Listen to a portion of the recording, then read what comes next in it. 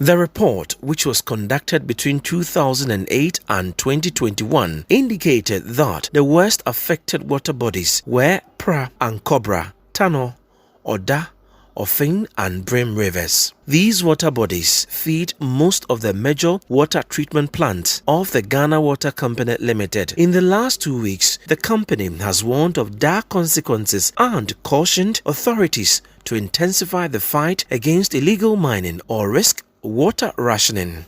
The report by the Water Research Institute corroborates earlier claims made by the Ghana Water Company. The status of water quality on our river basins indicate as well as establish the fact that we are in crisis as far as water resources are concerned. Galamsey activities cause the single most serious threat to our water bodies and the environment.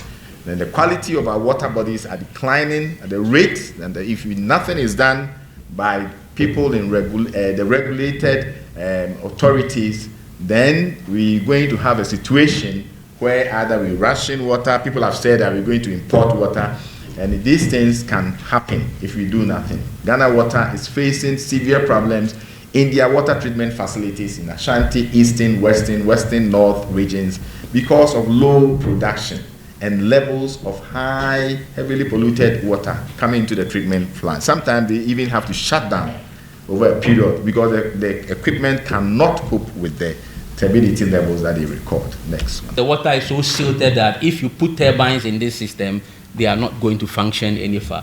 So by these Galamsey activities, we are destroying a lot of potential for development with this country, and therefore we need to do something about that. So we can confidently say that without treatment, the Pra, the Ankobra are virtually of no use now. They don't exist. It's as if there is no water in them for us to assess unless we have treatment.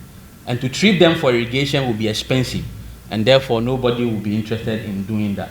The Institute also recommended some interventions to avert the looming water crisis. We need a workable roadmap. There have been attempts, soldiers going in and out, people, they leave, the people go back.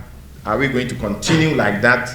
They need to restart our process, check which one is working, and then we can stick to that. The public education should go on, but we feel that the assemblies, the chiefs, and the local people should be involved. They should hold the mantle because they live in the communities. If every local authority is holding forth, I don't think we will have this situation.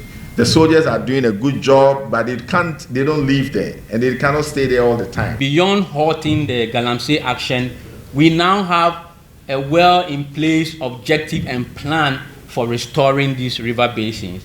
And that could be by doing any of the actions that are listed here, filling back these ditches that have been dug by the Galamsey operators, doing some form of leveling or reprofiling of the basin, doing vegetation cover, providing vegetation cover in the form of tree planting or native vegetation.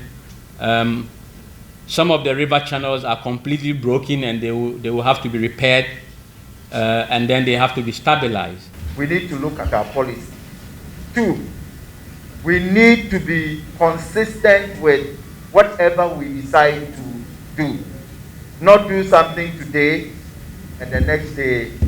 The third one is what, it wasn't part of this thing, but what Mr. Ampoma said.